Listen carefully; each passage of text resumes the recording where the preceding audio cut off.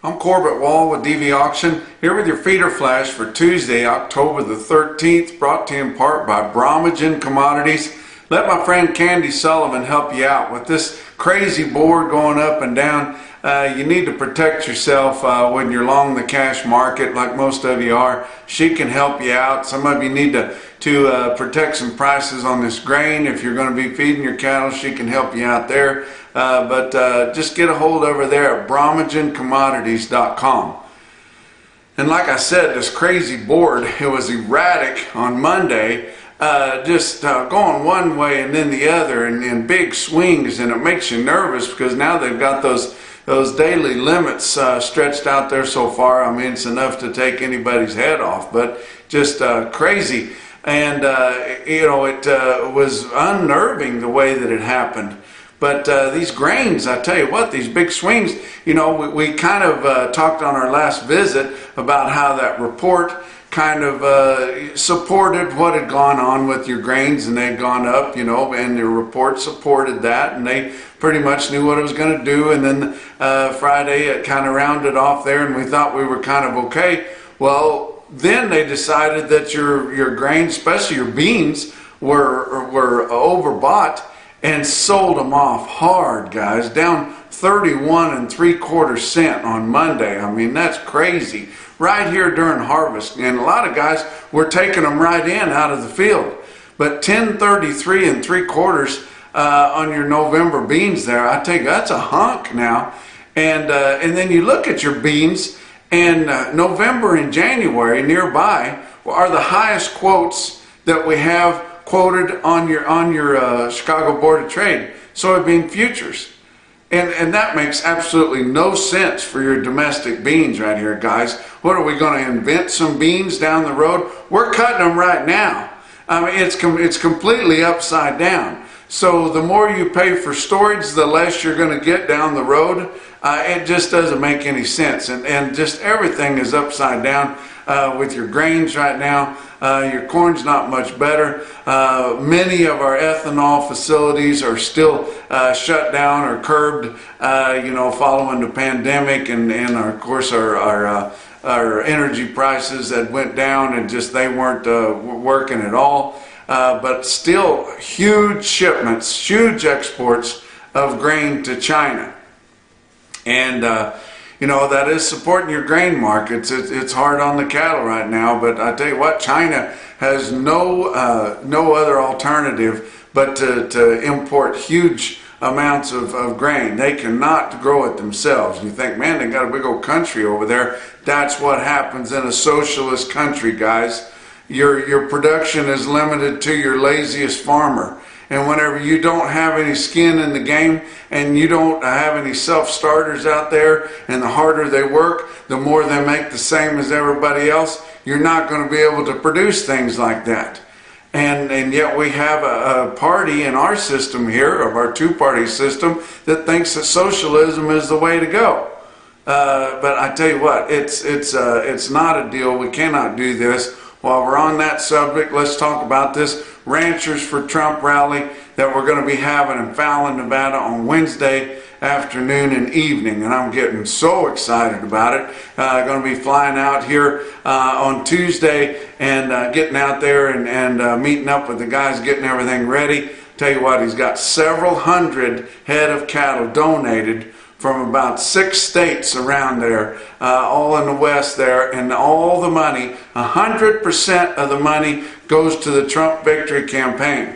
So if you guys want to get on there, and you can get on dvauction.com, and we're going to have it set up where you can be almost as if you were there. dvauction.com. That's Wednesday evening. So the cattle auction starts at 5 out there, so that's going to be like 7 in the central time zone. If you want to hear some of the speakers beforehand, you need to tune in earlier than that. But out in Fallon, Nevada, it all gets started at noon with $100 per plate meal right there. You can have Nevada prime rib, or you can have Nevada lamb, and all that goes to the Trump campaign. Then we're going to have speakers from 2 to 4, and then have the cattle auction. But it's going to be a great time. I mean, I can't imagine it being any better unless President Trump himself is going to be there, or if we have a victory on November 3rd. But I guarantee you President Trump is going to know what's going on there, with his son, Don Jr., being right there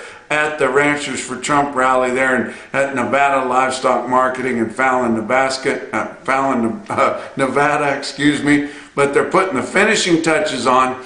Look at the decorations they have in that sale barn. That sale barn, I mean, that sale barn goes back a long time ago. It's been well kept, but look how it looks with all these decorations on there for the Ranchers for Trump rally and live cattle auction. It's going to be so much fun. They did tell me that Secret Service has asked that we get some more pots in there to kind of form a barrier around there just for protection. So you guys got your fancy pots all shined up, bring them up there and line them up there and kind of protect the facility and everything, which that's just going to make it look even cooler. But, you know, I don't know. The next couple of visits that I give you could be pretty spotty, because I'm going to be pretty excited. We're going to be celebrating out there in Nevada, but I'm going to get lots of pictures to show you guys, lots of stories to tell you about, but we're going to have a big time at the Ranchers for Trump rally. Let's talk about the board on Monday. October live cattle futures down $1.52 at 108.35.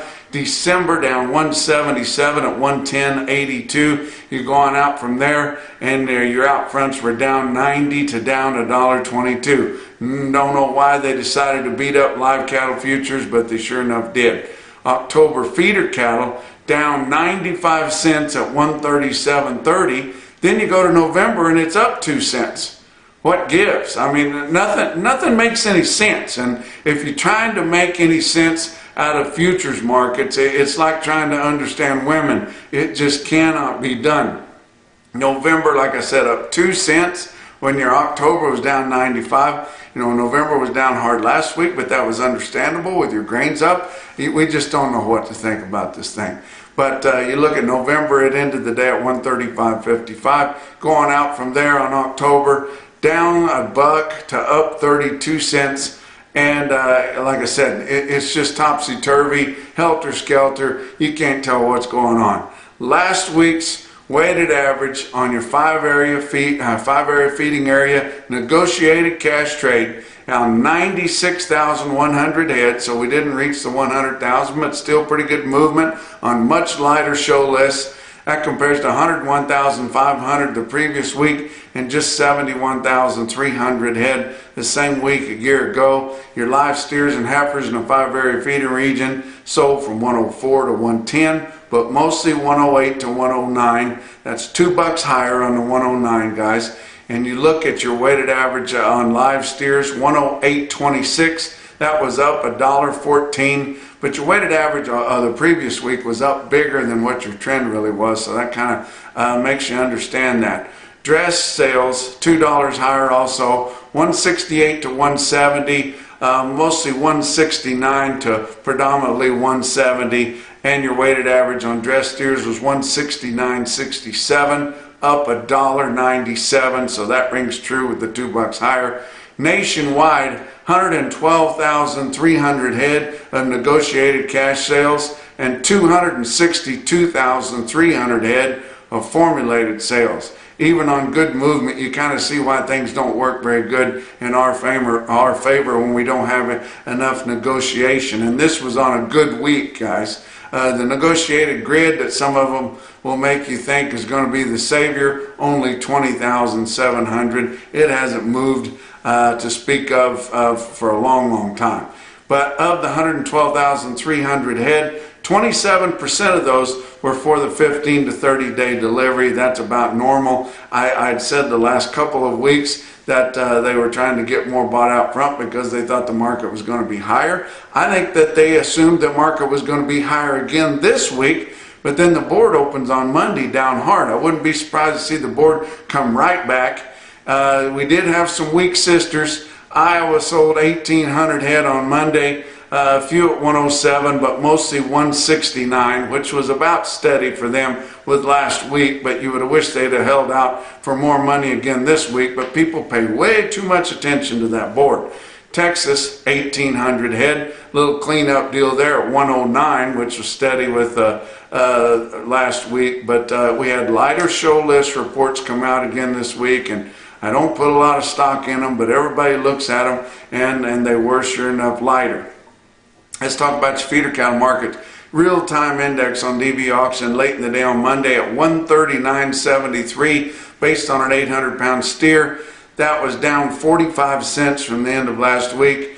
Look at some of your big sales. Oklahoma City, Oklahoma National Stockyards, 7,000 head, and I tell you what, it just was not very good there. Of course, they get started early, and they sold the lion's share of those cattle while the board was down really hard, and before your grains really went down. Of course, the grains going down hard didn't help your cattle any, but feeder cattle in Oklahoma City, $6 to $8 lower with spots 10 lower.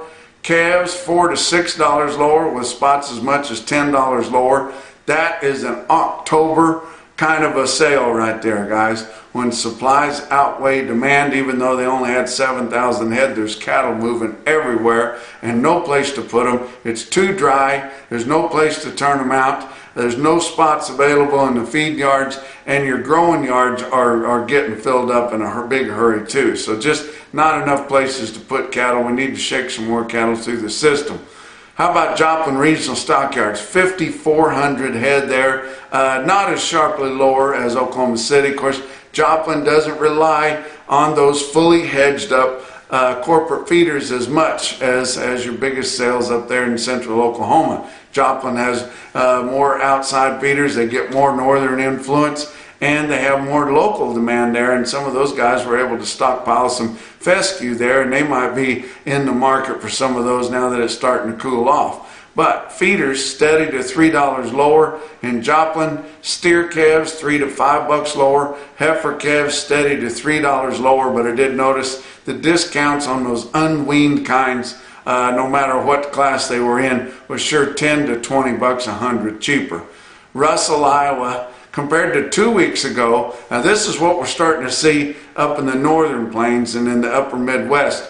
It's a lot of these guys are getting on the backside of their harvest. They're putting in orders for calves. We're getting some of those big strings of reputation calves coming to town. Those are the ones the guys want, and those farmer feeders don't mind feeding some calves if it's some they know the history of and they know the reputation on, and they like to buy the same ones year after year, and you get somebody in there wanting to pick around on them too, then they get higher.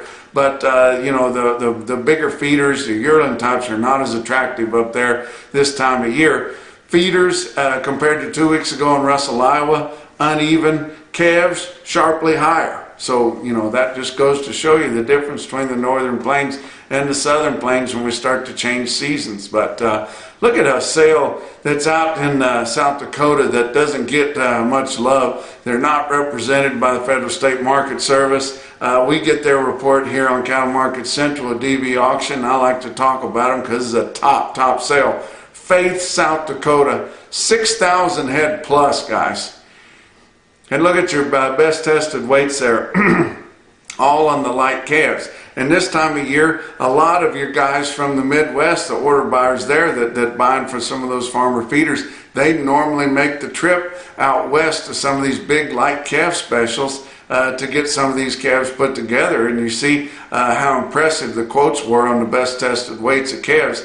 Almost 900 head of 4-weight steer calves, average 454 at 174.75. Almost 2,700 head of 5-weight steers in Faith, South Dakota, average 544 pounds at 160.95. That's on all the 5-weight steers, and there was a ton of them, guys. Pretty impressive. 581 head of the 4-weight heifers, average 461 at 154.32. And nearly 1,000 head of 5-weight heifer calves, average 536 at 145.24.